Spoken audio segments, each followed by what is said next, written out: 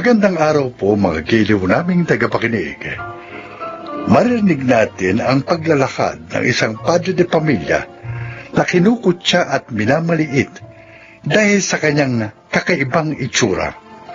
Siya ay si Henry.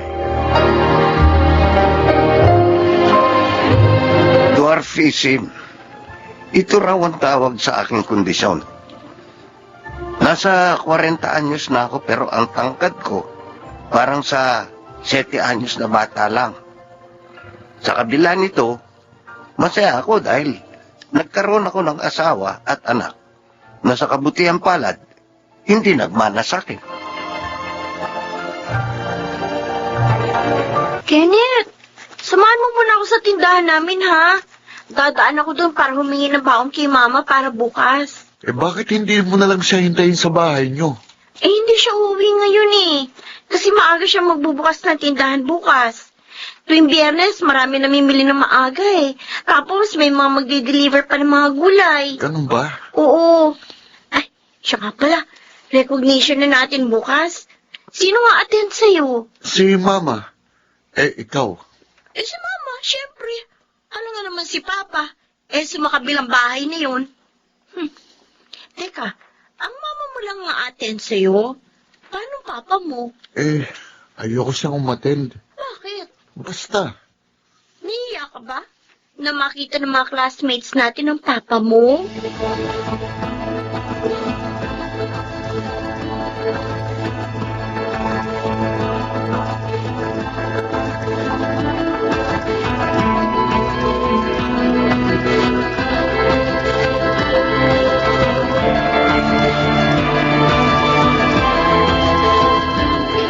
Nako, kung naroon ka sana, Henry, nakita mo sana kung gaano pinapalakpakan ng mga tao itong anak natin. Paborito raw siya ng mga teachers kasi mabait na, masipag pa mag-aral. O, diba, Kenneth? Hindi naman po. Pahambol ka pa dyan Alam mo, anak, mapalad kami sa'yo ng papa mo. Kasi kahit nag-iisa ka lang naming anak, palaging kaligayahan ang inuuwi mo rito sa bahay natin. Proud na proud kami sa'yo, anak. Ano bang gusto mong regalo kapalit nitong medalya mo, Kenneth? Wala pa. Hindi naman po ako nagsisikap mag-aral para makakuha ng reward sa inyo ni Mama. Magsabi ka lang. Kahit ano, ibigay namin sa'yo ng mama mo. Oo nga, anak. Kahit mamahalin pa yan, pagsisikapan namin yung ibigay sa'yo ng papa mo. Nag-iisa ka lang naming anak, kaya gusto namin maibigay sa iyo lahat ng pangangailangan mo at lahat ng gusto mo.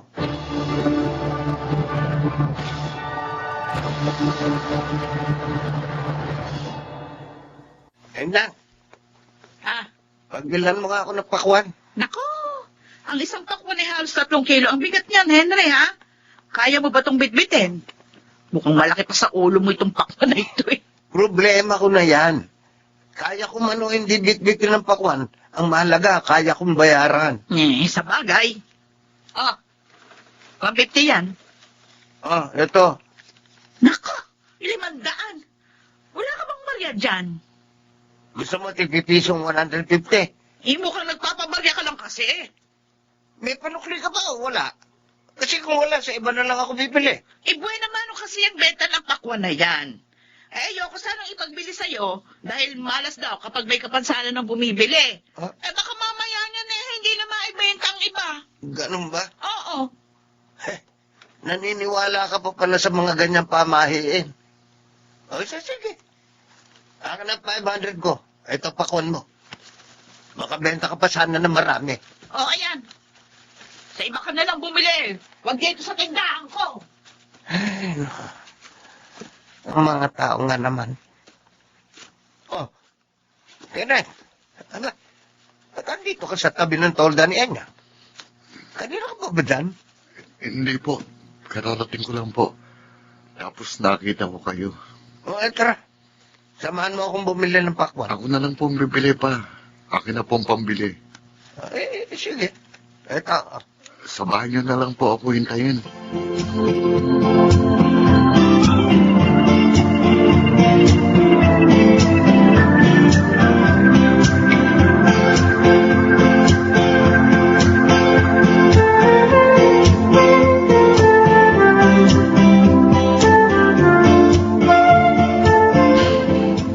Kenneth, bakit kanina ka pa walang imik?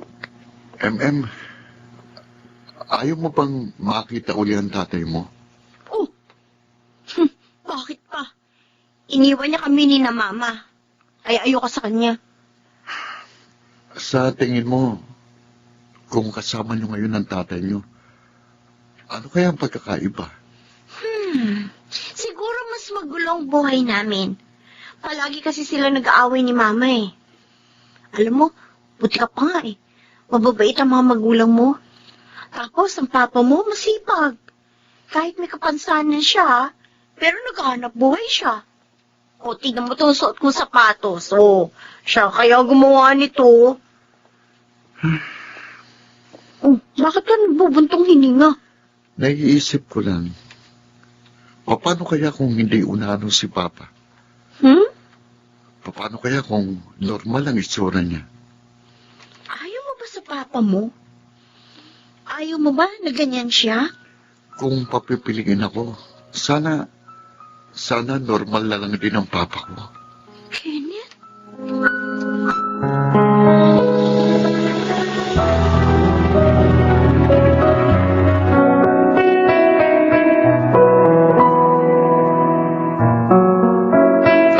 Hoy!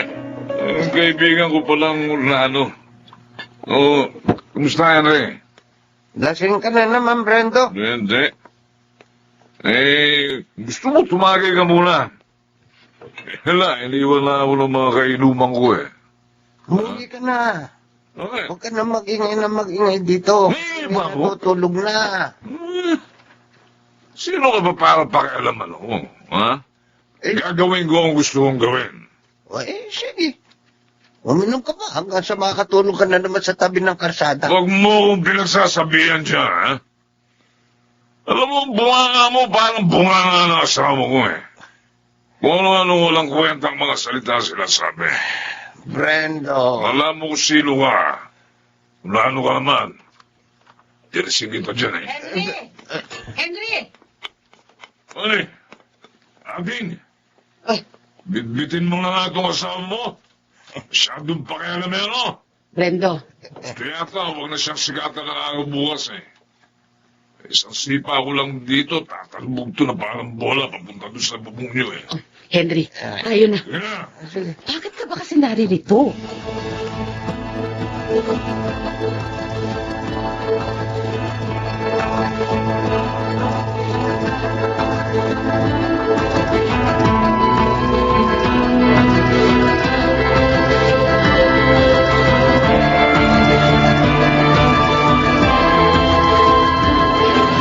Maingay kasi. Naiistorbo nga na si Kenneth. Nag-aaral yung bata, hindi makakonsentrate kasi maingay siya. Kahit na. Huwag kang papatol sa mga ganyang lasenggo. Hindi mo alam ang tumatakbo sa isip nun. Paano kung may patalim pala yun, tapos nagdilim ang paningin? Maliit naman ako. Kaya ko lumusot sa gitna ng hita niya. Ay, Baka nga, hindi niya ako maabutan kung hahabulin niya ako kasi susuray-suray na siya. hindi mo ako naiintindihan eh. Oo na. Tama na yan. Hindi ko na uulitin. Mabuti pa, magbihis ka na. Oh, Kenneth, anak. Bakit gising pa po kayo? Wala. Ay, pinag-uusapan lang kami ng papa mo. Ay, istorbo ka ba namin? Ay, kukuha po ako ng tubig. Nauuhaw ako eh. Ako na lang, anak. Doon ka na sa kwarto mo. Dadalhin ko doon yung tubig. Ako na po. Kaya ko naman eh. Sige.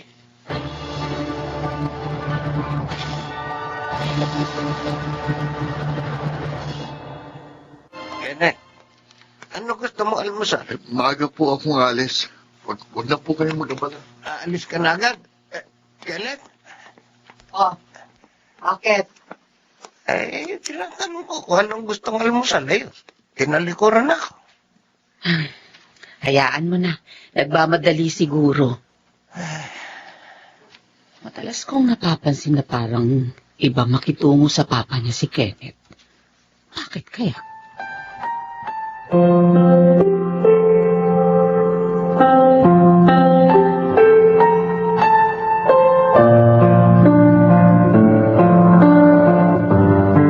Kenneth, samahan mo ulit ako sa tindahan namin, ha?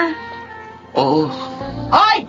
Ay, ikaw, Kenneth! Oh, Eh, si Ali Enyang. Ikaw, ha? bakit to? Ikaw, sabi ng anak ko, ikaw yung nakita niyang nagpagulong ng mga tinda kong pakwan nung isang linggo. Oh, Pinagulong mo raw sa kalsada, nakita ka niya. may ebidensya po ba kayo? Hindi magsisinungaling ang anak ko. Hindi Walang naman. diyan. Ay, ako. Sandali po, bitiwan niyo si Kenneth, Ali Enyang! Aray ko! Ano yan, ha? Ay, ito buwisit na to. Sinayang yung mga tinda kong pakwan. Bakit ito na yung lalo, ah? Ay, Kenneth, halika na, tumakbo na tayo, tumakas na tayo. Anong problema mo sa mga tindang pakuha ng biyanan ko, ha? Ha? Ay, Kenneth, huwag mo na siyang titigan na masama. Baka kung ano gawin niya sa'yo. Makatitig ka. Bakit? Kaya mo ba akong labanan? Ha? Wala. Yan ang napala mo. Pag pinanggigilatan mo pa rin ako, ha? Gago ka talaga. Magbubuhat ka ng kamay ang anak ko. Gugo. Ay, Brando! Gugo ang Ay, ulo dugo ko. kayo sa galit. Tatawag ako ng tanot! Tatawag ako ng tanot!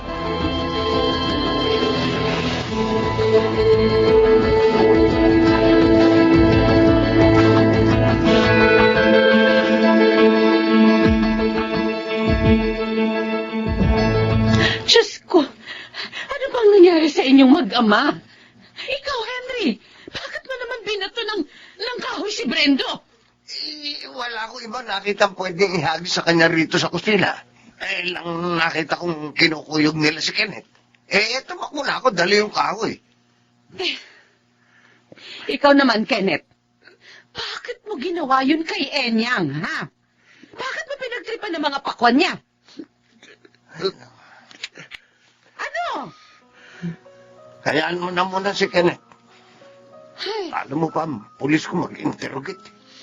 gusto kong malaman kung anong nangyayari sa anak mong ito. Ilang linggo ko nang napapansin na kakaiba ang kinikilos niya eh.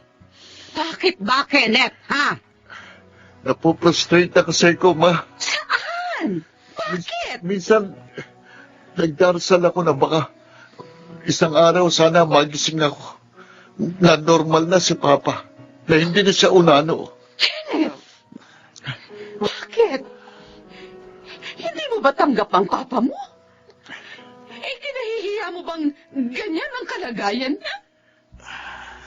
Anak, pasensya ka na. Kung pati ikaw nabubuli dahil... Ma, ayoko nabubuli si Papa. Ayoko kinukutsa siya ng mga tao. Pero wala man lang ako magawa. Hindi ko man lang siya maipagtanggol. Kenneth, Masakit para sa akin na makitang minamalit siya ng mga tao. Kasi alam kong nasasaktan din si Papa. Napakabait talaga ng anak ko. Kenneth, anak, hindi mo naman ako kailangang ipagtanggol. Matanda na ako. Sanay na ako sa mga pangungutyang yan. Sapat na sa akin na malamang tanggap mo ako at hindi mo ako kinahihiya. Sapat na sa akin yun, anak. Papa, huwag mo na uling gagawin yun. Tama ang papa mo. Sapat na sa amin na tanggap mo ang kalagayan niya. Sapat na sa amin na malamang proud ka sa papa mo sa kabila ng kapansanan niya.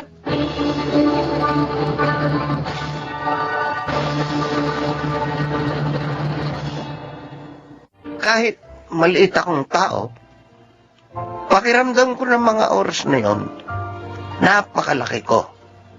Dahil ramdam ko kung gaano ko kamahal ng aking anak. May nangungutya man sa akin, hindi ako natitinag dahil para sa akin, ang irespeto at ipagmalaki ng nag-iisa kong anak ang higit na mahalaga. Ako si Henry. At ito ang aking buhay. Hindi natin kailangan ng papuri ng buong mundo. Ang mahalaga, mahal tayo ng mga taong pinahahalagahan natin. Mga nagsiganap. Chiquit del Carmen Amor. June Martin Legaspi, Jeneline de la Cruz, Phil Cruz, Rosana Villegas, at Lionel Benamin sa papel na Henry. Naglapat ng angkop na tunog Jerry Butia, sa musika Buboy Salonga, supervisyong teknikal Eric Lucero at Bong PR, creative consultant Phil Cruz, production assistant Anching Cruz. Ito'y mula sa panulat ni Rita Labanon, sa direksyon June Martin Legaspi at Maynard Landicho Jr. Ito ang aking buhay.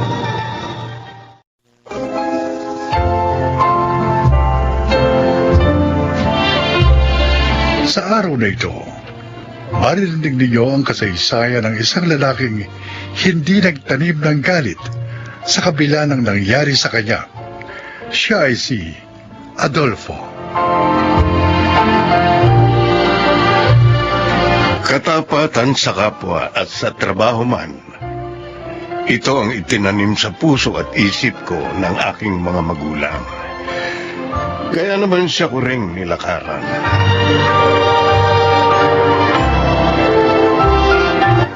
Pupunta tayo kina Diego bukas, Adolfo? Oo, Gracia. O bakit? Wedding anniversary nila ni Yolanda. Iniimbita tayong lahat.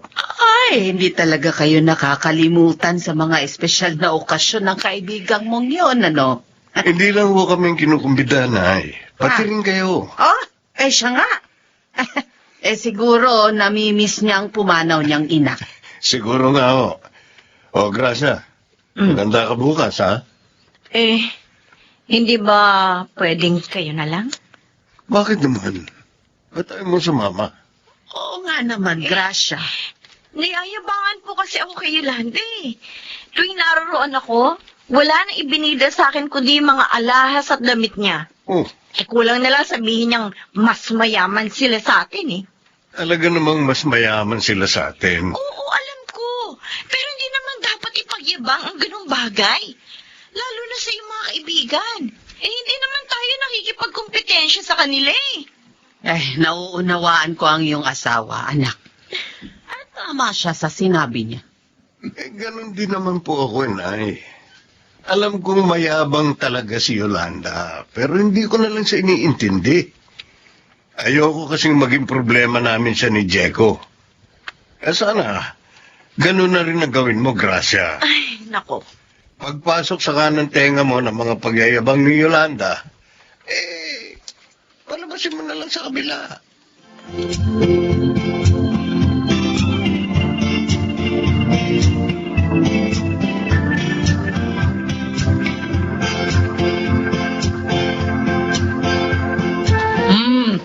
Ang sarap ng kinain natin, di ba, Nanay Aning? Gracia? Ay, oo, Yolanda.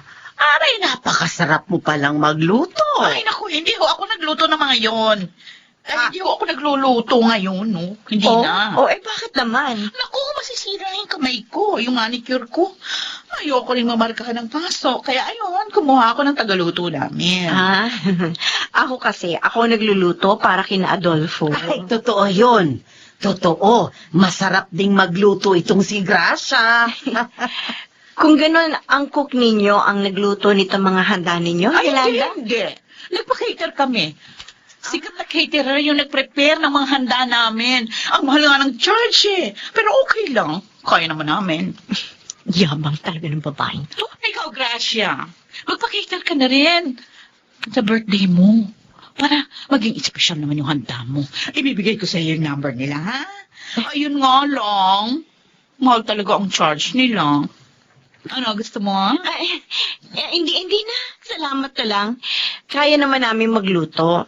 At saka, ayos naman sa amin kahit na simpleng handaan lang. Oo nga. Ay, naku. Alam mo ba, maganda yung may special ka ring handa. Para makapag-imbita kayo ng mga VIP. Yun. Yung mga makakatulong para magkaroon ng mas malalaking project si Adolfo. O, para naman hindi siya nagtataga sa mga pipitsuging proyekto.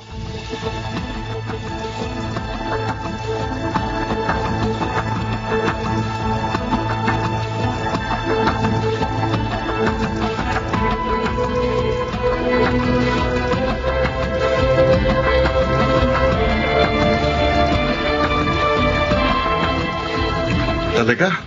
Sa'yo magpapagawa ng building si Sir Romano? Oo, nagkaayos na kami ng usapan. Next week nga, dadaling ko na sa kanya ang kontrata namin. Teka, siyang pinakamayaman sa probinsya natin noon. Oo, at mas mayaman pa siya ngayon, Diego. At nagkataong nagkita kami isang araw, doon nag-start ang pag-uusap namin. Naku, malaking project yun, paring Adolfo. Kaya mo ba yun? Oo naman. Teka. Magkano ba kontrata nyo?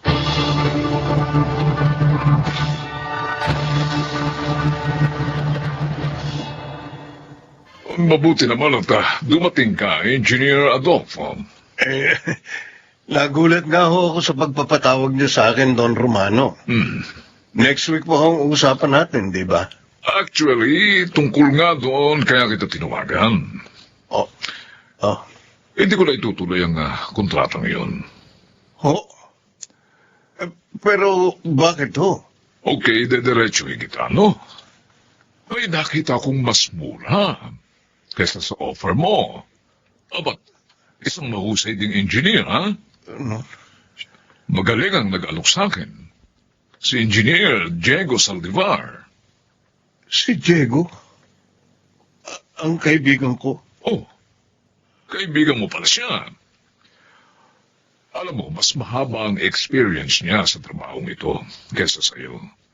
Dahil mas una siyang naging engineer. Isa pa, mas mura, mas maganda ang offer niya sa akin, ha? Kaya I'm sorry, siya ang pinili kong gagawa ng building ko.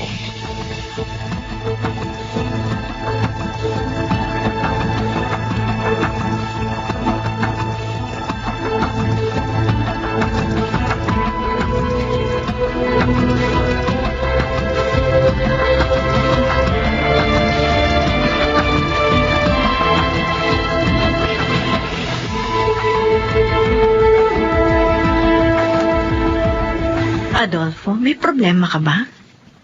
Kanina ka pa tahimik eh. Mula na dumating ka. Nalulungkot lang ako, Gracia. O bakit? Yung project ko kay Sir Romano, hindi na matutuloy. Ano? Bakit nagbagong isip niya? Dahil kay Diego, sinunod niya ako. Nagawa yun ng kaibigan mo? Oo. Sinabi mismo sa akin ni Sir Romano, inalok niya ng mas mababa sa presyo ko si Sir. Kaya siya pumayag. Ang sama naman ni Diego. Kaya nga ako nalulungkot.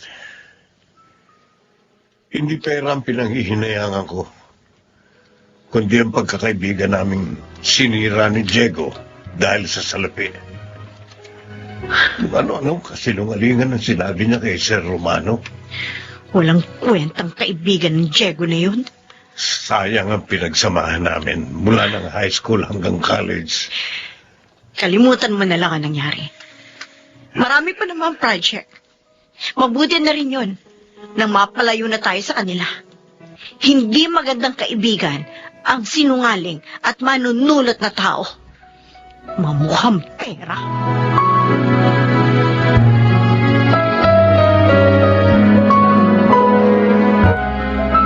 Ay, talaga? Ibig mong sabihin, Han, may bibili mo na ako ng kotse. Oo, sabi, Han. Nasa akin ang kita ko sa project na gagawin ko kay Sir Romano.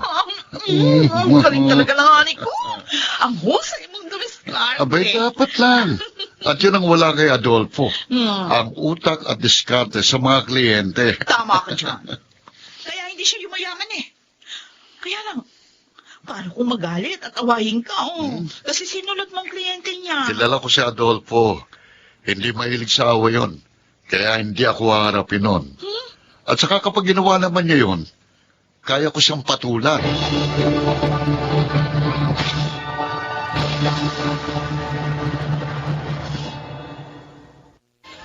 Yun ang sabi sa akin ng kaibigan ko, anak. Sige po, payag po ako. 3 building ang ipagagawa ng kaibigan ko. Doon sa lupa niya. 3 po, Nay? Oo, Gracia. Aba, mahal. Mas malaki ang project na ito kaysa dun sa nawala sa'yo. Kaya nga natutuwa ako, mahal. At hindi lang yon. Kapag nagustuhan daw nila ang trabaho ninyo, ikaw na ang kukunin nila sa iba pa nilang ipagagawa na magkakapatid. Salamat naman. May nawala man sa akin. Higit naman ang dumating.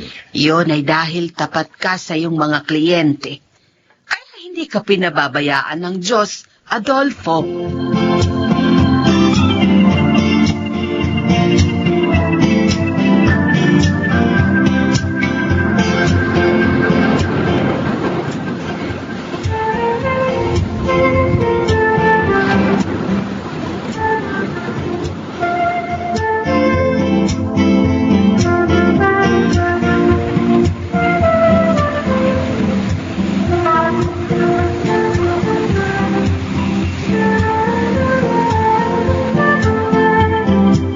Eto na ang juice mo, Adolfo. Oh, thanks, mahal. Napakainit kasi ng panahon, kaya nakakauhaw talaga. Ay, may kukwento pa pala ako sa'yo. Naku ha, marites na ngayon ang asawa ko ha. Hoy, mister, Gracia po ang pangalan ko, hindi Marites. At saka hindi naman dapat ikinakapit ang pangalan na yun sa mga chismosa. Dahil maganda naman ang pangalan na yun, ah. Binibiro lang naman kita eh. O sige, ano ba yung ikikwento mo? Si Yolanda, Oh, nasalubong ko kanina sa mall. Alam mo kung hindi niya akong binati, hindi ko makikilala eh. bakit? Hindi naman malabo ang mata mo. Eh kasi, ang laki ng ipinayat niya.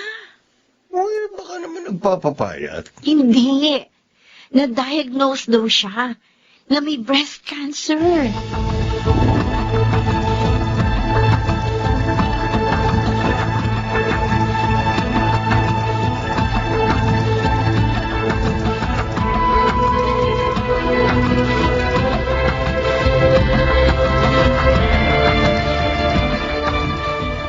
Adolfo, anak, Oh, makakauwi ka ba ng maaga mamaya? talaga pong maaga ako makakauwi mamaya, Nay. Wala naman po maraming gawa ngayon eh. Bakit po? Galit ka pa ba kay Diego? Kinalimutan ko na po yun. Ayoko magkimkim ng galit. Mabigat po sa kalooban yun. Salamat naman at sinusunod mo pa rin ang itinuro namin sa'yo ng iyong ama. Siyempre po. At yun din ang itinuturo namin ni Gracia sa inyong dalawang apo. Teka ho, bakit niyo po ba nabanggit si Diego? Patay na kasi si Yolanda. Ho? At ngayon ang ikalawang gabi ng lamay niya. Kawawa naman si Diego. Maging ang mga anak nila ni Yolanda. Ang bata nilang naulila sa ina. Higit na kaawa-awa ang kanilang mga anak. Dahil balita ko, may malaking problema si Diego.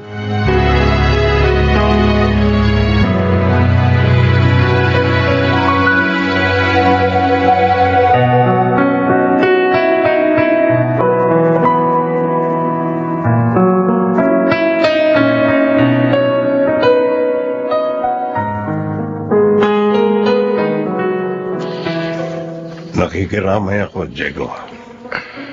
Adolfo, Kanina ko lang nalaman eh. napakasakit. Maagang iniwan ang aking asawa, ang aming mga anak. Sino pang mag-aalaga sa kanila kapag nakulong ako? Ano ibig mo sabihin? May kaso ko. Idinimanda kasi ko ni Sir Romano at ng isa pang kliyente ko. Bakit? Dahil mahigit 1 taon pa lang, gumuho ng building nilang ginawa ko. Ano? Ba't nagkaganon? Tinipid ko sa materyales para mas kumita ako. Natupad nga ang gusto ko, pero nadimanda naman ako. Diego, Alam mo siguro, karma na sa akin ang mga pangyayaring ito dahil sinulot kita. Sinira kong pagiging magkaibigan natin.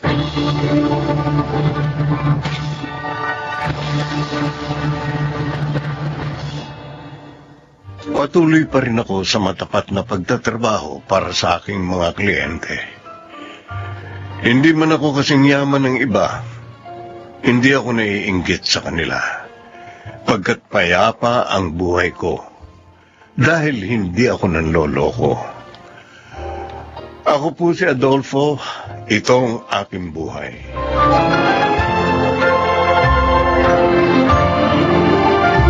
Kapahamakan ang kahahantungan ng nabubuhay sa pawang kasinungalingan. Mga nagsiganap, si Kid del Carmen Amor, Jenaline de la Cruz, Phil Cruz, Jun Ligaspi, Rosana Villegas, at Lionel Benamin sa papel na Adolfo. Naglapat ng angkop na tunog Jerry Mutiang, sa musika Buboy Salonga, supervisyong teknikal Eric Lucero at Bong Muyar. Creative Consultant Phil Cruz, Production Assistant Anching Cruz. Ito'y mula sa panulat ni Thelma Corporal Alcantara. Sa direksyon, June Martin Ligaspi at Maynard Landicho Jr. Ito ang aking buhay.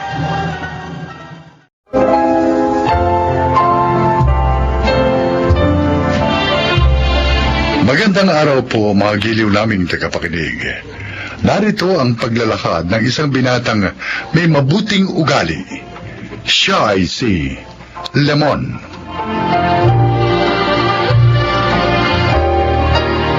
Sa lugar namin, tuwing may madadaanan akong nag-aaway, lagi ako naghahanap ng aawat sa kanila. Katwiran ko, kawawa naman yung naagrabyado. At isa pa, gusto kong kahit sa ganoong paraan, ay makatulong ako para hindi na humaba pa ang gulo.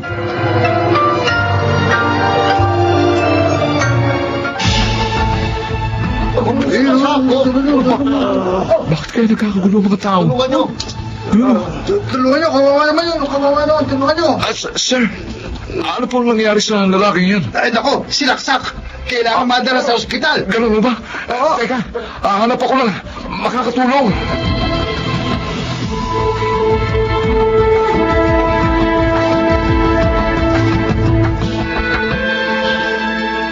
Lemon, bakit ngayon ka lang dumating? Late ka na ng 20 minutes. Oo nga, Raul eh. Kasi may nadaanan akong lalaking nasaksak. Oh, Ayun, tinulungan naming madala sa ospital. dumating na mga bagong boss natin, sina Ma'am Cecilia at Sir Oliver Rodriguez. Lagot. First meeting pa lang. May atraso lang ako sa mga bagong boss natin. Okay, Mr. Lemon Bautista. Sir, Pagbibigyan kita ngayon pero ayoko na maulit to ha. Siya si Sir Oliver Limon. sir, pasensya na po. Pangako po, hindi na mauulit. Hindi naman dahil tumulong ka. Pwede ka lang malate sa trabaho mo.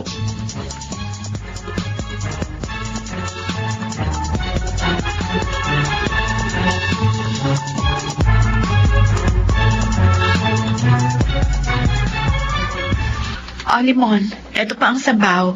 Helga, Salamat po. Salamat po, Nay. kumusta naman ang trabaho mo, Limon? Medyo na-late po ako, Nay. O bakit?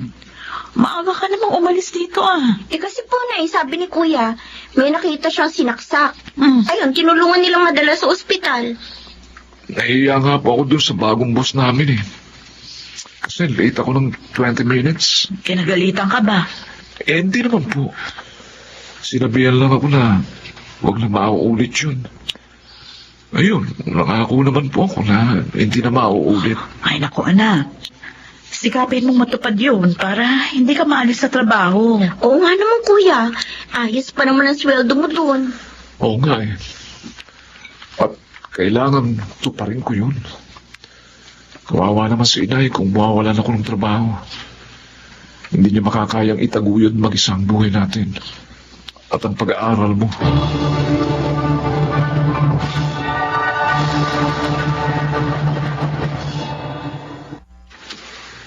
Ayan.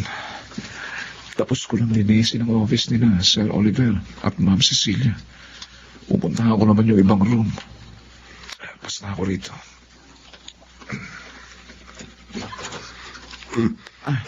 Good morning po, Sir Oliver. Lamang, tapos ka na ba maglinis dito?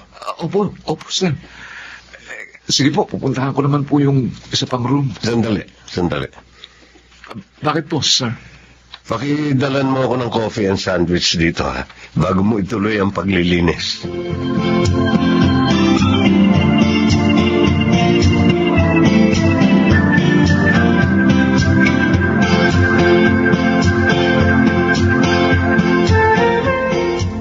Oliver, nakita kong kasabay mong nagmerienda si Limon kanina. Oo, Ate Cecilia. Niyaya ko sa uli na samahan ako magmerienda. Mukhang magaan ang loob mo sa kanya. Natutuwa ako sa kanya eh. May mga ugali kasi siya na parang ako. Tulad ng ginagawa mo noon, na pangingialam sa mga nag-aaway. Ko naman. O, hindi ba? Anong pakikialam yun eh. Umanap lang ako ng makakatulong para hindi na humaba ang gulo. At ganun din si Lemon. Kaya nga hindi ko nakuhang magalit eh. Nung minsan sa maliit. Ayon pa sa kwento niya, dalawa silang magkapatid. Biyuda na ang nanay niya. At dahil doon, kaya nag-working student siya. Nakakabilib siya. Nga din naman ako sa kanya. Kahit 22 years old pa lang, responsable na. Ay, alam ko na kung bakit ka bumuntong hininga at biglang nalungkot dyan. Dahil kay Cynthia. Naalala ko lang siya, Ate Cecilia. Hanggang ngayon, nakukonsensya pa rin ako. Tigil na nga natin ang usapang ito. Baka sumakit na naman yung dibdib mo.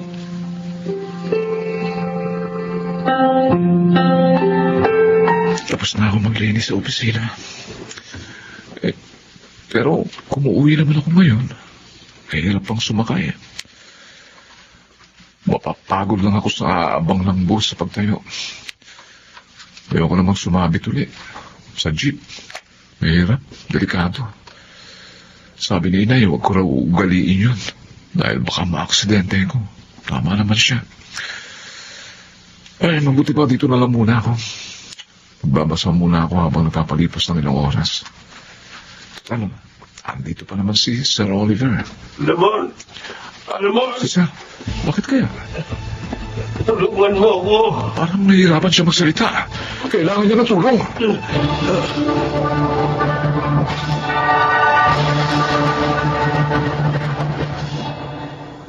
Ay, Oliver, kumusta ng pakiramdam mo? Maayos na, ate. Hindi na ako nahihirapang huminga. Ay, mabuti na lang nasa opisina pa si Limon. Nadala ka agad niya dito sa ospital. Nasaan ba kasing gamot mo? Hindi ko nadala eh. Nakakalimutan ko. Ano? Pambihira ka namang tao ka. Hindi mo dapat kinakalimutan yun. Nasaan si Limon? Ayun, umuwi na. Pinigil ko nga dahil umuulan pa. Pero sabi, baka raw nag-aalala ng nanay niya.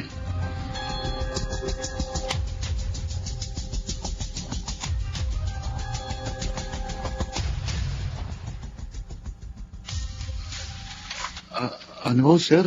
Gusto niyong samahan ko kayo kina Limon? Oo, Raul.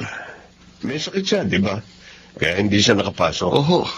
Nilalagnat daw siya eh, sabi ni Aling Cynthia. Kaya gusto ko siyang puntahan. Nagkasakit siya dahil sa akin. Umuwi siya kahit umuulan, matapos akong maihatid sa ospital. Kaya gusto ko siyang pasalamatan. Okay, sir. Sasamahan ko po kayo.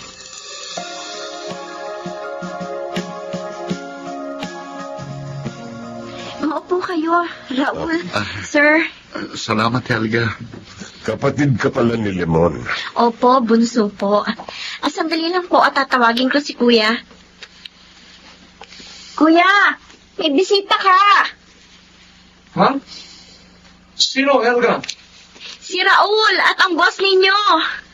Ha? Raul? Limon. Sir Oliver. Maiwan ko na po muna kayo. Sige. Sir, Nagpasama sa akin si Sir Oliver, Limon. Nag-alala kasi ako sa iyo, Limon, nang malaman kong may sakit ka. naku, sir. Salamat po sa concern. Wala na po akong lagnat ngayon. Bukas po, papasok na ako. Good. Yung babaeng nasa kwadro, sino siya, Limon? Nanay ko po, sir. Narito ba siya? Pwede ko ba siyang makausap? Oh. Bakit po, sir? Kilala niyo po ba si inay?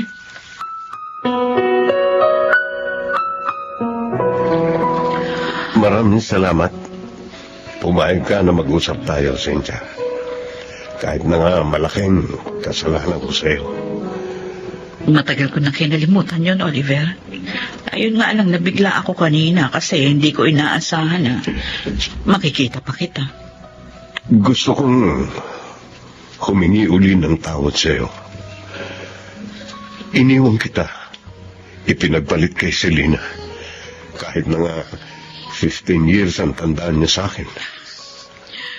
Sabi ko nga, matagal ko nang kinalimutan yun. Tanggap ko ng lahat ang nangyari. Pinili mo siya kasi mayaman. At gusto mong matupad ang iyong mga pangarap. At natupad naman yun. Tama ka. Pero may naging kabayaran ang ginawa ko sa iyo. Ha? Anong ibig mo sabihin? Hindi niya ako nabigyan ng anak hanggang sa pumanaw siya.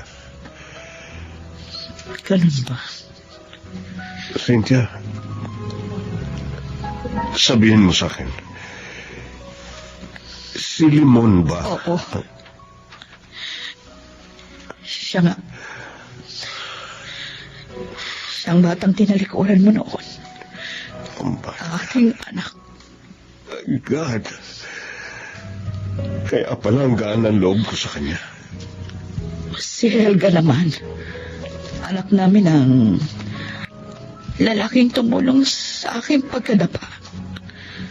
Yun nga lang, maaga siyang nawala sa amin. Lemon. Kayo pala, ang tatay ko.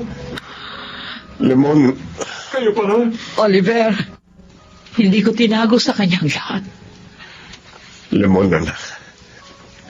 Patawarin mo sana ako. Cynthia, bigyan niyo ako ng pagkakataong mapuna ng malaki kong pagkukulang sa inyo. Oh, Oliver. Hindi kita pipiliting tanggapin ako sa puso mo dahil alam kong malaki ang pagkakasala ko. Pero sana, hayaan mong tulungan ko kayo para magkaroon ng magandang kinabukasan sina Limon at Helga.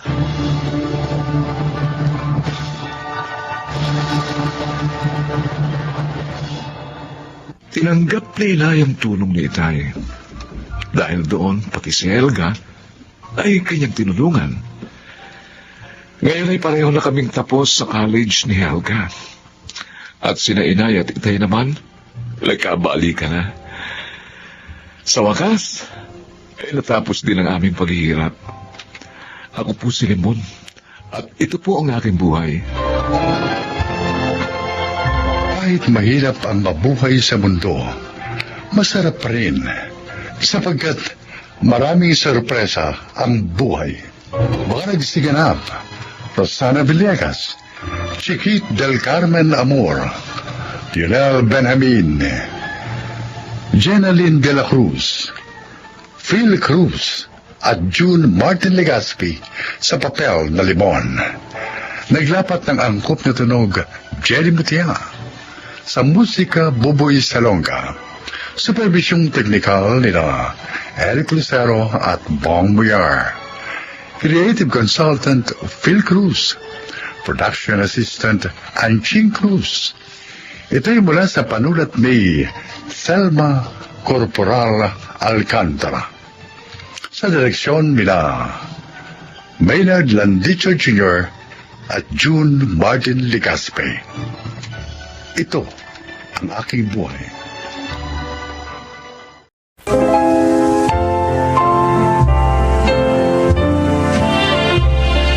Mga kaibigan, sa araw na ito, inyong maririnig ang kwento ng isang may bahay na ang tanging hangad ay ang pagkakaroon ng kapayapaan ng isip at damdamin sa pagitan ng mga salimuot na nangyayari sa kanyang buhay. Siya ay si Nelia. Sa mga unang taon na naging pagsasama namin ni Aldo, inakala kong likas lang sa kanya ang pagiging malinis at organisado. Pero nang lumaon, hanggang sa aming pagtanda, ay napansin kong hindi na normal ang kanya mapaulit-ulit na nakagawian. Nasa huli ay may tuturing na palang isang uri ng disorder o nakaalarmang karamdaman. Aldo? Aldo, nasaan yung refrigerator natin? Saan mo na naman ba ipinuwestong tao ka, ha? Uy, dito sa malapit sa pintuan. Para nga ako yung singaw ng init ng motor, hindi nakukulob dyan sa loob ng kusina. Ang layo nga kasi sa lutuan. Ano, kailangan kong pa pumunta doon sa may pintuan para lang kunin yung mga irerekado ko sa pagluluto. Uy, huwag ka nga masyadong mareklamo, Nelia. Tsaka yung tono mo, para bang krimen na yung ginawa ko Ang liit lang ng bahay natin, ha? Konting kembot lang. Kaya, andito ka na sa harap ng ref. Oh. Ang sa akin lang naman, wala nang kapanatagan ang mga gamit dito sa bahay. Kung may buhay lang yung mga yan, tiyak na hilong-hilo na rin sa paglipat-lipat mo sa kanila kung saan-saan Alam mo, Nelia, pinaiinit mo ulo ko Huwag mo na lang akong kinukontra sa ginagawa ko, pwede, ha? Hindi mo na unawaan kung anong klaseng stress ang sumasanib sa akin kapag hindi ko na ipupwesto ang mga bagay-bagay sa lugar na gusto ko.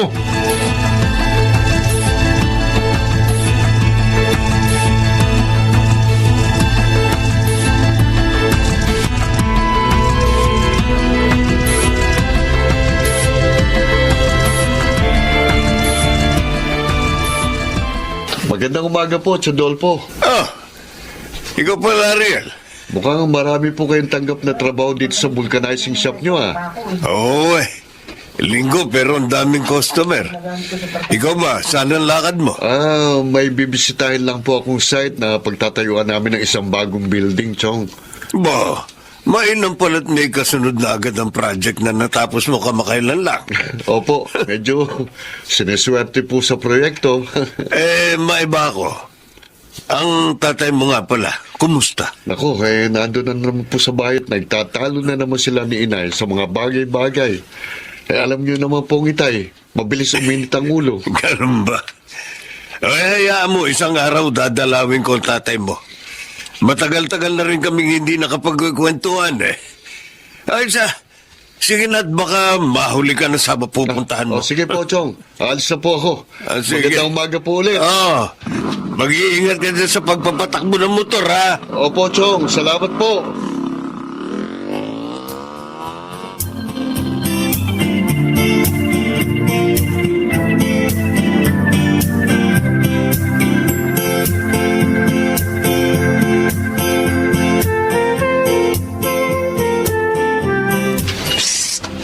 Hoy, Aldo! Venus? Ano? Bakit nandito ka? Wala na kasi kong pera no? Ano ba yan? Gutom na ako. Masama kayo sa mag-isa Huwag magutom. kang yumakap. Di ba sabi ko sa'yo, sa park na lang tayo magkita? Ay, ang tagal mo sumipot. Kanina pa ako naghihintay sa doon, nilamok na ako't lahat. Pero di ka pa rin dapat nagpunta rito. Baka makising si Nelia. Ano kung makikita tayo. Ay, talagang magigising siya. Walang Dahil sisigaw ka ng sisigaw dito kapag hindi mo pa rin ako binigyan ng pera. Ano? Akin na yung pitaka mo. Bilis! At hindi ako nagbibiro sa sinabi ko. Talaga mag-iiskandalo ako dito.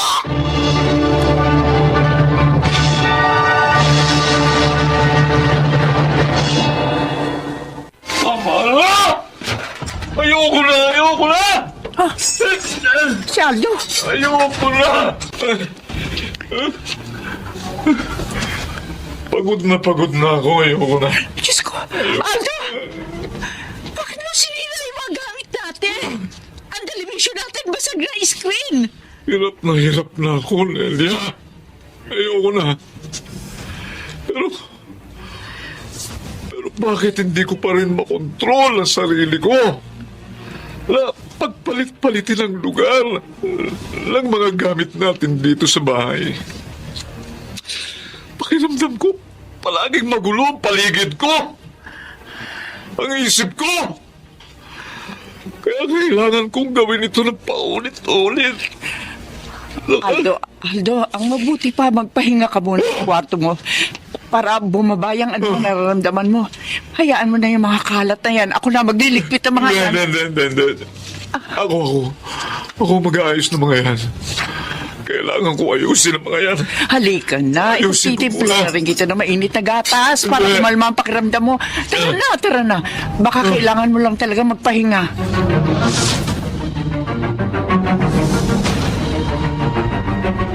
Nag-aalala na rin ako sa nangyayari kay Itay.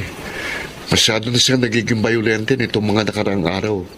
Pati si Inay, minsan nasasaktan na niya kapag nagwawala siya. Hindi kaya may obsessive-compulsive disorder si Itay, kuya?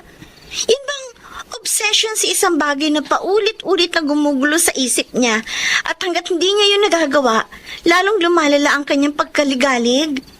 Yan ang paliwanag ng professor namin sa psychology na isang clinical psychologist tungkol sa mga taong may OCD. Mabuti nga sana kung mapipilit nating magpatingin sa doktor si Itay para masolusyonan yung mga dinaranas niya. Sabi pa ng professor namin maaari raw mauwi sa psychosis Ha? o pagkabaliw kapag napabayaan ang pagiging OCD ng isang tao. Yun ang ikinatatakot ko.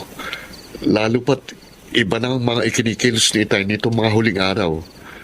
Anong gagawin natin?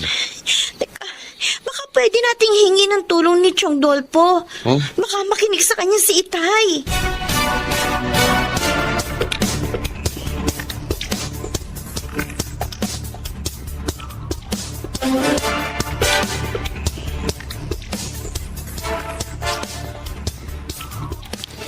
Aldo? Anong ibig sabihin nito? Sino yung babaeng buntis na yan na kasama mo? Sandali ha. Teka lang ha. Magpapaliwanag ako, Nelia. Girlfriend ako ng asawa mo. Okay, Venus. alam mo na. Totoo ba ang sinasabi ng babaeng to, Aldo?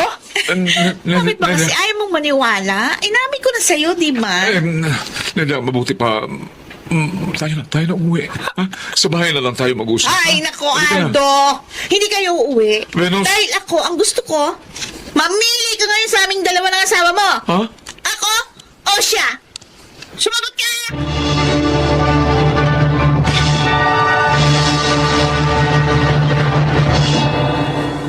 Tiniis ko naman lahat, hindi ba, Aldo?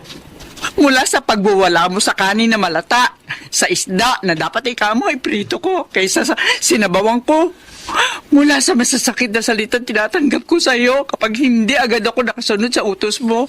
Nelia. Pero hindi ko matatanggap yung panluloko na tuklasan ko dahil dignidad ko na ang sinisira mo. Nelia, ano ka ba naman? Kayang-kaya ko namang kalasan si Venus kahit anong oras. Binuntis mo? Paano mo kakalasan? Hindi ako ang ama ng dinadala niya. Ano ibig sabihin? Nagpapakabayani ka? Inaako mo ang anak sa kanya ng iba? Naawa lang ako sa kanya. Kaya sinamantala mo na rin na pagiging minor de edad niya, ganon. Nagbabanta siyang magpapakamatay kapag nakipag-iwalay ako sa kanya. At ako, Aldo, kung magpakabatay din kaya ako dahil sa ginawa mo. Napakasakit. Lahat na pagtitiis ko sa pakikisama sa iyo, ito lang pala magiging kapalit. Mas pinili mo magpalinlang sa isang babaeng hindi mo naman alam kung saan nagmula. Kaysa sa akin na asawa mo na simulat sa Paul. Umako sa mga kakulangan mo, sa mga kahinaan mo.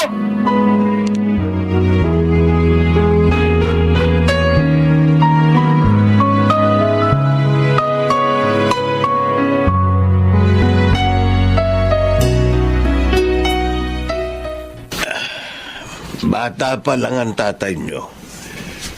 Nakita ko na rin ang mga nakababahala niyang kilos noon.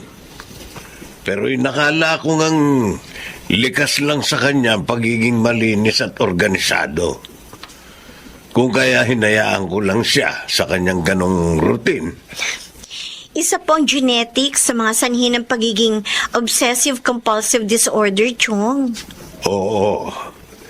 Sinay, parehong-pareho ng kondisyon ng inyong ama. Gusto po namin ipagamot si Itay, Chong. Sana po, matulungan niyo kaming kumbinsihin siya. Alam po namin nakikinig siya sa inyo bilang nakatatanda sa kanya. Sige. Ako na ang bahalang kumausap sa kanya. Sa kalagayan niya ngayon, kailangan na nga niyang maipagamot.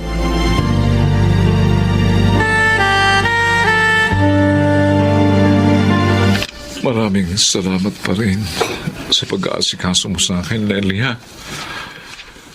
Sa kabila lang, napakarami kong kasalanan sa'yo.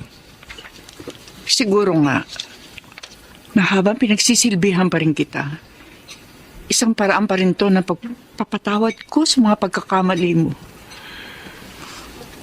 Bukas daw ang appointment ko sa clinical psychologist na professor din pala ni Lara. Wala din naman akong ibang hangad kundi ang pagaling mo. Para mas makaagapay ka pa sa buhay. Kahit para na lamang sa sarili mo. Para sa ating dalawa, Nelia. Gusto kong magkasama pa tayo habang buhay mula sa mga sandaling ito. Gawin mo, Aldo. Gawin mo. Dahil ako kaya kong ipaubaya ang pansarili kong mga kapakanan para lang sa katiwasayan ng pagsasamang ito. Tulad ng sinumpang ko, nakasama ka sa harap ng altar.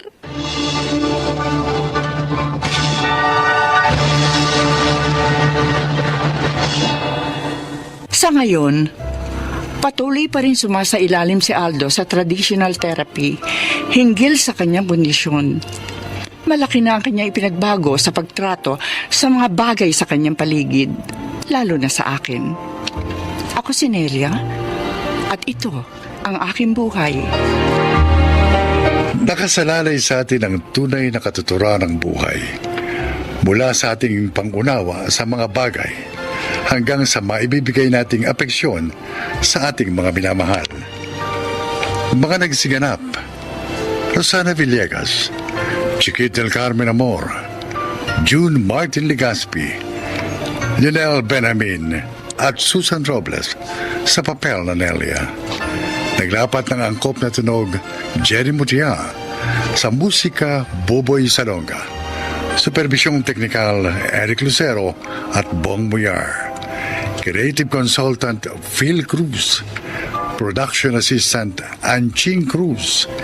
Ito'y mula sa panulat ni Sel Barlam, sa direksyon Salvador M. Royales. Ito ang aking buhay.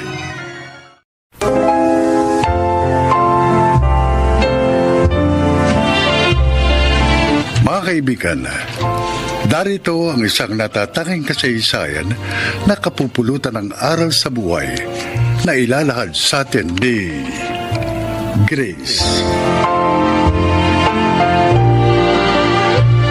Maaga ako naulila sa ina at hindi ko rin kinagisna ng aking ama. At dahil doon, kaya hindi ako nakapagkolehiyo. At upang may matirhan, pagiging katulong ang naging trabaho ko. Pakinggan po ninyo ang aking kwento.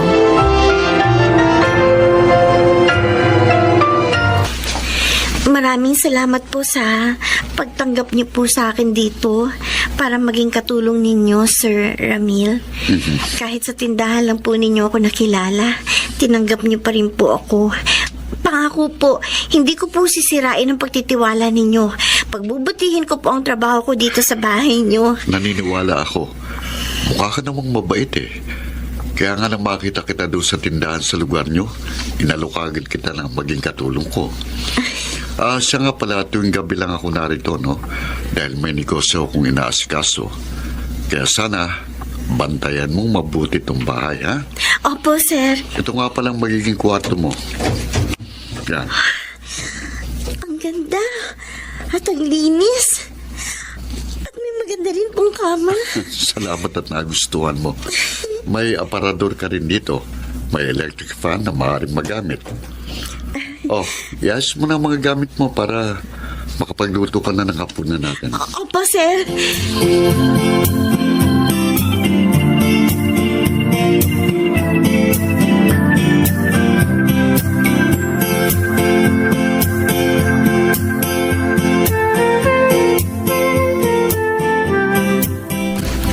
Eto na pong merienda ninyo, Sir Ramil. Ma'am Jenny. Salamat, Grace.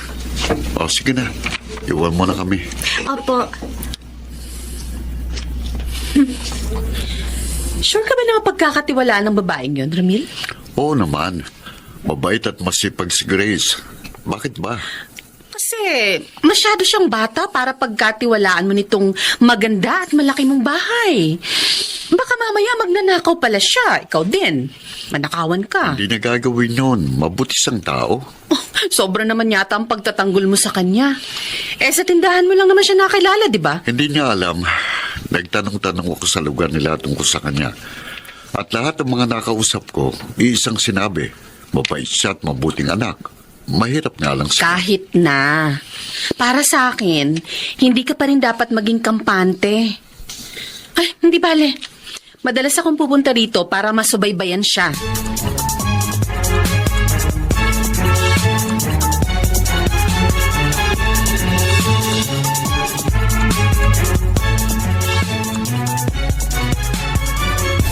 Bata at maganda ka mo ang katulong ng nobyo mo, Jenny. Oo, Marcia. Pero syempre, mas maganda ako sa kanya, no? Pero kinakabahan pa rin ako. Kasi sa tindahan lang siya nakuha ni Ramil. Bakit naman kasi hindi na lang siya kumuha sa agency? Aba, kung bata at maganda, dapat kang kabahan. Dahil baka mamaya sulutin niya yung nobyo mo. Mawalan ka.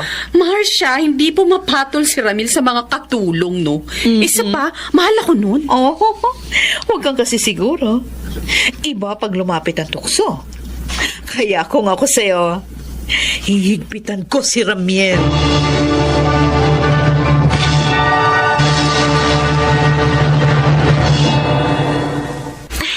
Kayo po pala, Ma'am Jenny. Oo, ako nga. At sinong lalaking to? Si Jimmy po. Kapitbahay ko po siya doon sa dati kong tinitirhan. Nanliligaw sa'yo? Opo. Magandang gabi po, ma'am. Ang galing mo rin, ano? Wala ang amo mo pero nagpapapasok ka ng lalaki sa pamamahay niya. Ma'am, nandyan po si Sir Ramil. Nasa kwarto po niya. Ha? Maaga po siyang umuwi dahil masakit daw po ang ulo niya. Narito na po siya na dumating si Jimmy. Totoo po yun, ma'am. Ay, bahala nga kayo sa buhay niyo. Mabuisit. Mukhang masungit ang nobya ng amo mo, Grace. Akala lang niya siguro, hindi alam ni Sir ang pagparito mo. Pwede kayang bumalik ako rito? Gusto ko lang namang makatiyak na okay ka dito. Tsaka para makita na rin kita. Sasabihin ko muna kay Sir Ramil.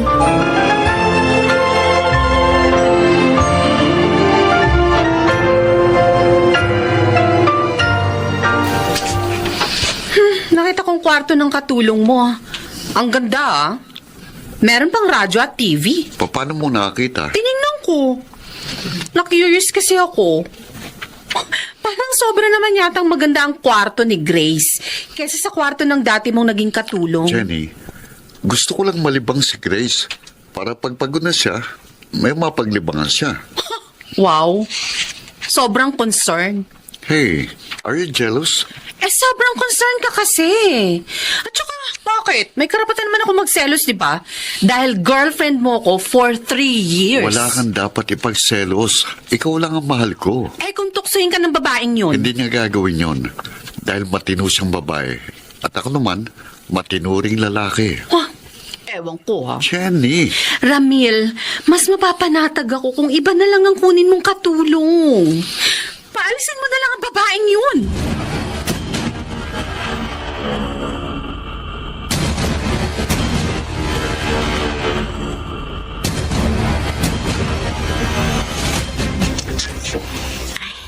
Tapos ko nang hugasan itong mga plato. Tuyo na rin lahat. Ililigpit ko na. Para magawa ko naman yung gustong merienda ni Ma'am Jenny mamaya. Grace! Diyos ko, nabitiwan ko yung mga plato. Ano ba yan? Napakatanga mo naman. Tinawag lang kita. Nabitiwan mo na yung platong yan. Hoy, alam mo ba kung magkano yan, ha? Ang mahal niyan. Sorry po, Ma'am. Sorry ka dyan. Nagulat po kasi ako sa pagsigaw ninyo sa pangalan ko eh. Aba? Hindi ko po sinasadya. At kasalanan ko pa ngayon, ha? Kasalanan ko pa, ha? Ma'am Jenny, tama na po. Yan ang bagay sa'yo. Ang kurutin. Dapat nga sabunutan ka pa eh. Gagang to? Pati ako idadamay sa katangahan niya. Oy, kumanda ka pagdating ni Ramil. Sasabihin ko, palayasin ka na dito. Wag naman po, Ma'am. Wala po ako matutuluyan. Wala akong pakialam, no? Hindi dapat sa bahay na to ang tangang katulad mo!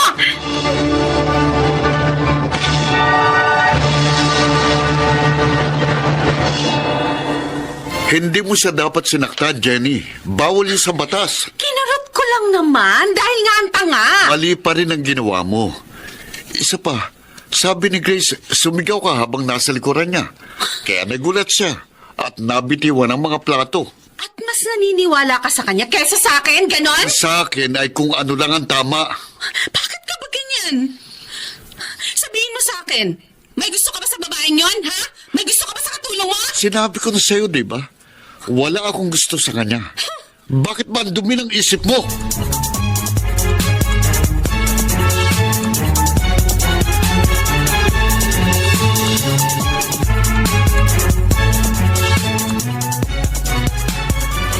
Oh, Grace, saan ka pupunta? Bakit nakaimpake ang mga gamit mo? Narinig ko po yung pag-uusap ninyo ni Ma'am Jenny, sir. Gusto po niya umalis na ako dito. Kaya naisip ko po, aalis na lang po ako para hindi ako maging dahilan ng inyong pag-aaway. Hindi ka aalis. Pero sir, magagalit po siya sa inyo. Huwag mo siyang intindihin. Mawawala rin ang galit niya kapag nalaman na niyang lahat. Sir Ramil? May sasabihin ako sa inyong dalawa. Panahon na para malaman niyo ito.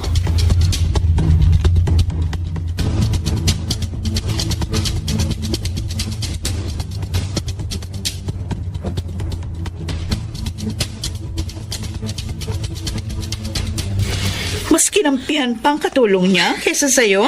Ganon na nga. Hindi niya pinaalis yung babae. Ay, naku, Jenny. Baka nga may gusto siya sa Grace na yun. Hindi ko na alam ang gagawin ko, Marcia. Ayaw ko mawala sa akin si Ramil.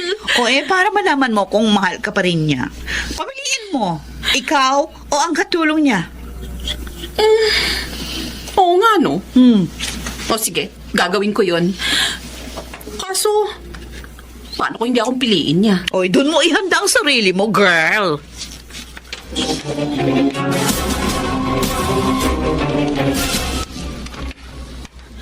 Bakit ba kailangang isama mo pa babaeng to sa pag-uusap natin? Dahil may bahagi siya dito. Sir, naguguluhan po ako. Ano po bang gusto ninyong sabihin? Grace, gusto kong malaman mo na kaya ganitong concern ko sa'yo dahil... Dahil ano? Sabihin mo na. kapatid ko siya sa ama. Ano po? Yun ang totoo. Nadistino noon si Daddy sa probinsya at doon niya nakakilala at nakakarelasyon ng nanay mo. Nalaman ni Maming lahat. At dahil ayaw ni Daddy na iwan siya ni Mami, ang nanay mo ang iniwan niya. Kaya pala hindi ko siya kinakisnan. Oo. Hindi niya kayo natulungan. Kaya bago siya namatay, ipinahanap ka niya sa akin at binili na tulungan ka. Kung ganun, kuya kita. Oo, Grace. At ang pagkikita natin sa may tindahan sa probinsya nyo ay hindi nagkataon, kundi isang sadyang pangyayari. At ginawa ko yun upang tuparin ang pangako ko kay Daddy. Ramil, bakit ngayon mo lang sinabi? Dahil may mga bagay pa akong inaayos para kay Grace. Bahagi rin ang gusto ni Daddy gawin ko para sa kanya. Kaya wala kang dapat ipagselo sa kapatid ko, Jenny. Wala. Dahil ikaw lang ang mahal ko. Grace, patawarin mo ako. Nagkamali ako. Maling-mali. Kalimutan na po natin yon. Ang mahalaga, maliwanag na sa atin ang lahat.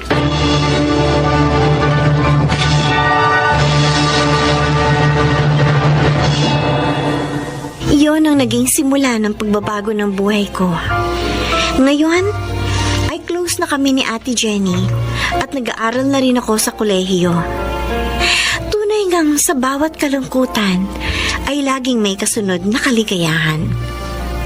Ako po si Grace, dating kasambahay, at ito ang aking buhay. Napakinggan po ninyo mga kaibigan ang isa na namang magandang kasaysayan ng buhay. Mga nagsiganap, Jeneline de la Cruz, Maynard Landito Jr., Fidel Benjamin, Rosana Villegas, at Chiquit del Carmen Amor sa papel na Grace. Naglapat ng angkop na tunog Jerry Mutia sa musika ni Buboy Salonga. Supervisyong teknikal Bong Buyar at Eric Lucero. Creative Consultant Phil Cruz. Production Assistant Anching Cruz. Ito'y mula sa panulat ni Telma Corporal Alcantara. Sa direksyon Salvador M. Royales. Ito ang aking buhay.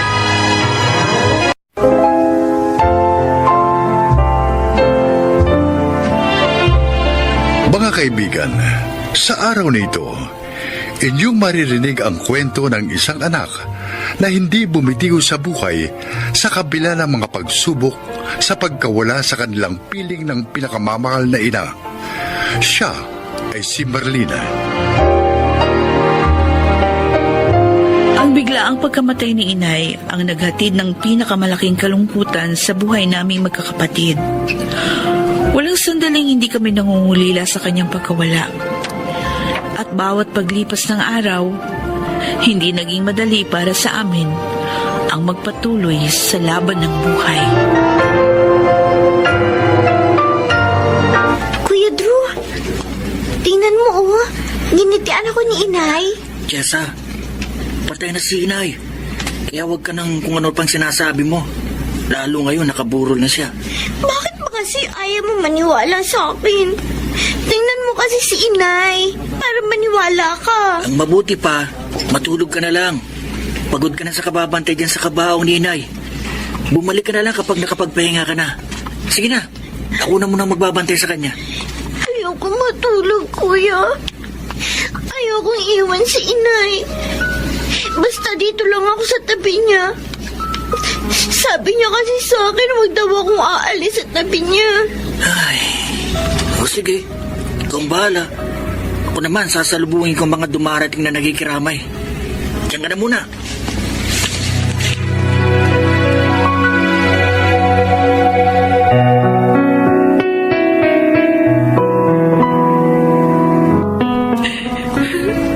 Kung sa simula pa lang, sinabi na po sana ni Inay yung mga sintomas na nararamdaman niya. Di kahit papano, maipapagamot pa namin siya sa kahit na saang public hospital.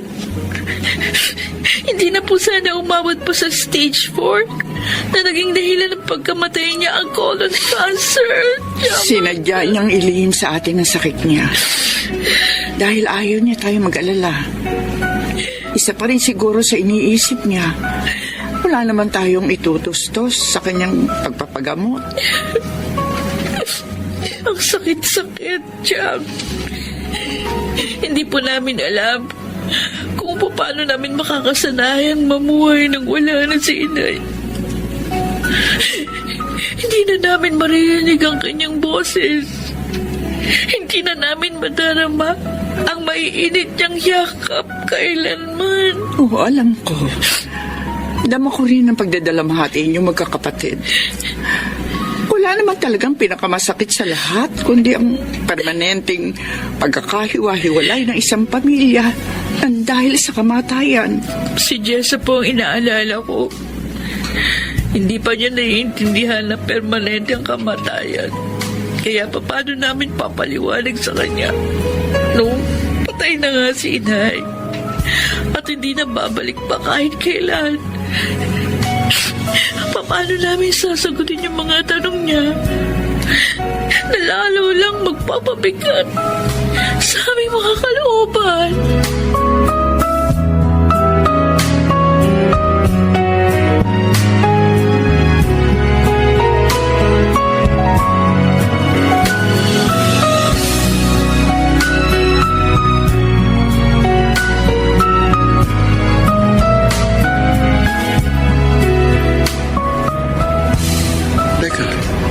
Parang si Jessa yung umiiyak ngayon na umahabol sa babaeng nakaputi. Paano siyang napunta rito sa istasyon ng tren? Ang layo na nito sa lugar namin. Bakit ba bigla akong kinabahan? Kailangan masundan ko siya. Kailangan maabutan ko bago pa siya tuluyang sumama sa babaeng hinahabol niya. Jessa! Kuya Gerald! Ako nga. Salamat, inabutan kita. Saan ka pa pupunta? At anong ginagawa mo sa lugar na ito? Sinusundan ko kasi si inay eh. Pero bigla na naman siya nawala sa paningin ko. Nakaputi pa nga siyang damit eh. Ang mabuti pa, tara. Ihatid na kita sa inyo. Tiyak na hinahanap ka na ng ate Marlina mo. At nag-aalala na yun sa'yo. Ayoko, Kuya Gerald. Hindi ako uuwi hanggat hindi ko nakikita si inay. Jessa, makinig ka sa akin, ha? Patay na nanay mo. Hindi mo na siya makakasama kahit kailan.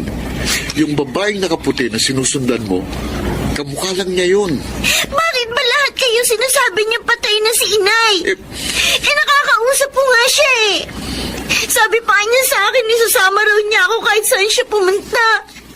Kaya diyan ka na, Kuya Gerald. Jessa, Hahanapin ko si Uy! inay. Jessa, saan ka pupunta?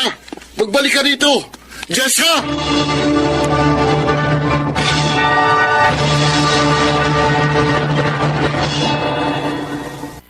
Paano kung hindi mo nakita si Jessa sa istasyon ng tren at sa kahabol niya sa nakaputing babae na sinasabi mo, sumabay na rin siya sumakay doon.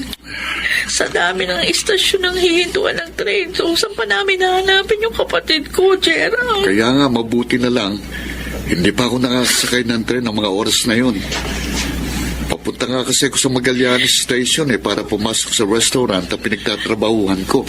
Habang dumaraan ng mga araw, hindi na namin alam kung paano paggagabayan si Jessa sa kasalukuyan naming sitwasyon.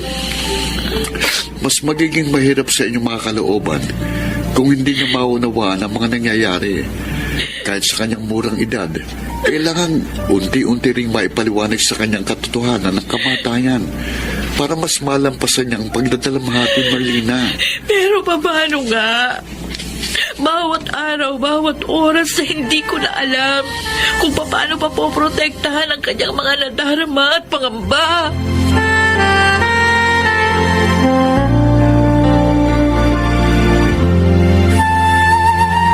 Ha? Anong ibig mong sabihing aalis ka? At ano? Iiwan mo mga anak mo, Kiel? Hindi ko kasi kayang tingnan ang pangungulila nila sa kanilang ina. Naghihirap lang ang kalooban ko. Lalo na kapag nakikita ko silang umiiyak. Kaya sa halip na tulungan mo ang iyong mga anak na iangat ang kanilang mga kalooban, mas gugustuhin mo pang talikuran na lamang sila, ganon? Dahil hahanapin ko rin ang sarili ko, ate. Gulong-gulo na rin ang isip ko mula nung mamatay si Sonia. May mga sandali na gusto ko na rin magpakamatay para matakasan ko na rin ang mga problemang naiwan niya sa aming mag-ama. Bakit? Sa akala mo ba, kapag iniwan mo ang mga anak mo, makapangmumuhay ka ng tahimik sa pupuntahan mo? na hindi ka guguluhin ang konsensya mo? Dahil bilang isang ama, ikaw ang unang-unang dapat natakbuhan nila sa kanilang kalungkutan. Hayaan mo na ako sa desisyon kong ito, ate. Sa gagawin kong ito, dito lang ako makasusumpong ng kapanatagan. Pero ito ang tandaan mo, Kel. Kailanman, hindi mo matatagpuan ang hinahanap mong kapanatagan sa binubuo mong maling desisyon ngayon. Kaya bago pa sirain ang pagpapasya mong yan ang buhay ng iyong mga anak, huwag mo nang ituloy.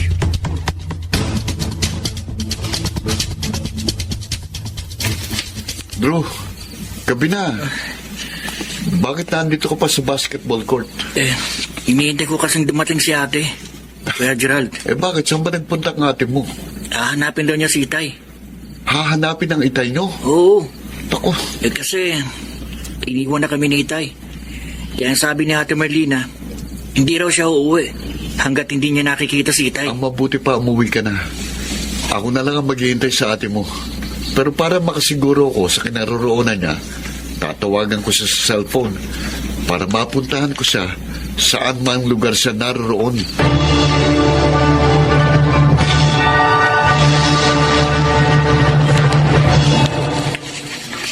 Itay?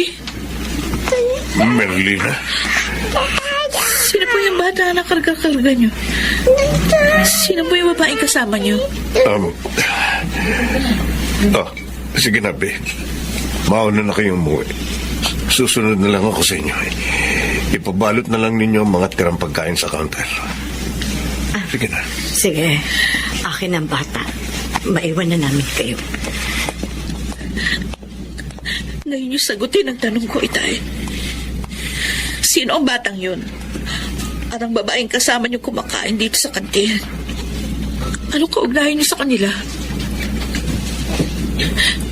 Anak kong batang yun. Anak namin ni Delia, ng babaeng nakita mo ngayon kasama ko. Kung ganun, buhay pa ang inay. May relasyon na kayo ng babaeng yun. Oo. Pero ngayong ang patay na ang inyong ina, may tutuwid ko ng pagkakamali ko kay Delia at sa aming anak. Paano may tutuin? Samantalang kami naman ang tinalikuran niyo. Naririnig niyo mo ang sarili niyo, Itay? Na sa ginawa niyo, 3 kaluluwa naman ang isinakripisyo ninyo. Matagal ding panahong nagtiis si Delia. Samantalang itinatago ko sa inyong ina ang aming relasyon. Ngayon, maibibigay ko na sa kanila ng anak ko lahat ng atensyon ko at panahon. Nangako akong hindi ko na sila iiwan kailanman. Ang sakit-sakit. Ang sakit-sakit na marinig mula sa inyong mga salitang yan. Buong pag-aakala namin magkakapatid. Sa pagkawala ni inay, kayo ang sasandalan namin sa mga sandali ng aming kapighatian. Matagal ko na rin namang iniukol sa inyong buhay ko. Malalaki na kayo. Kaya nyo nang tumayo sa sarili nyong mga paa. Huwag nyo na akong asahan. Lalayo na rin kami ni Delia. Kaya, baka nga, ito na maging huling pagkikita natin, Merlina. Napakasakit ng ginawa nung ito sa aming magkakapatid, Itay. Pero wala naman kami magagawa kundi irespeto ang desisyon niyo. Huwag po kayo mag-alala. Isasama pa rin namin kayo sa aming mga panalangin.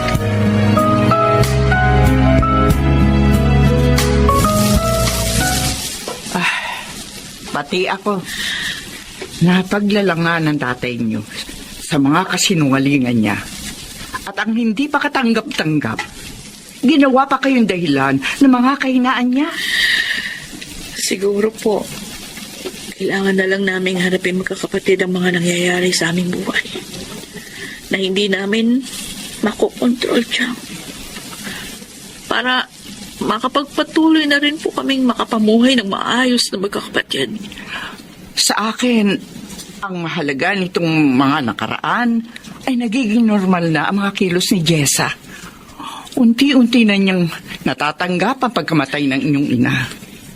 Tuwing hapon kasi, isinasama ko siya magsimba. Sabi ko, sa mga panalangin niya sabihin, ang lahat ang gusto niyang sabihin sa inyong ina. Maraming salamat po, Chang. Sa pamamagitan niyo, nagiging madali rin sa amin ang pagharap sa mga problema. Hindi ko kayo pababayaang magkakapatid, Narlina. Dahil lang nabubuhay pa ang inyong ina, kami ang nagturing yung mas magkapatid. Hindi niya ako pinabayaan sa maraming bagay. Minahal niya ako bilang isang nakatatanda niyang kapatid. Ang lagi ko rin pong dasal, sana patnubayan pa po ng Diyos ang aming mga pananaw sa buhay. Nang sa ganon, magkaroon ng kabuluhan ang mga pangarap naming magkakapatid. Dahil hindi po ako nawawalan ng pag-asa sa hinaharap.